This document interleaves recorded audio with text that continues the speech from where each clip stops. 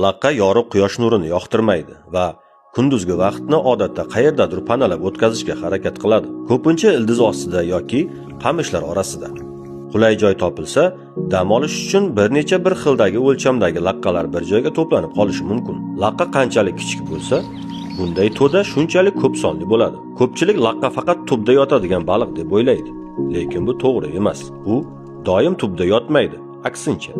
Ba'zan juda kutilmagan joylarni o'z panohiga aylantiradi. Masalan, suvda osilib qolgan o't o'lanlar, ildizga ilinib qolgan shoxsimon suv o'ti to'plari ham unga vaqtinchalik uy bo'lishi mumkin. Qirg'oqqa yaqin cho'kkan daraxtlar, ildizlar esa yanada yaxshi boshpana yaratadi. Cho'kkan daraxt qanchalik katta bo'lsa, uning soyasida shunchalik yirik laqqa yashirinib yotishi mumkin. Yirik laqqalar esa butunlay boshqacha yo'l tutadi. Ular cho'kkan daraxt shox-shabbalari ichiga chuqur kirib, deyarli qimirlamay turishadi. Shu yerda quyoshdan to'liq yashirinib, kunduzni o'tkazib, tun tushishini kutishadi.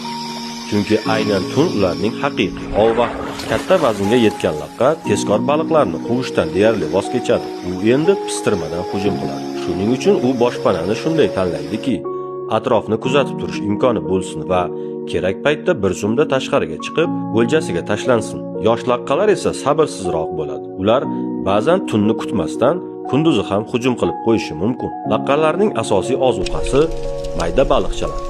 Vazni 10 kilogrammgacha bo'lgan laqqalar hatto karas, padleshik kabi oq baliqlar to'dasini ham quvib, faol ov qiladi. Ba'zi kichik laqqachalar esa ochlikka chiday olmay, hatto jazirama kunduzi ham ovga chiqadi. Bu ular uchun ancha xatarli, chunki kunduzi quvib ov qilish uchun yaxshi ko'rish kerak.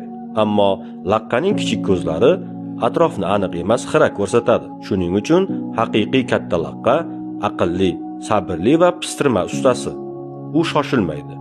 U kutadi va to'g'ri payt kelganda bir zarba bilan o'ljasini qo'lga oladi.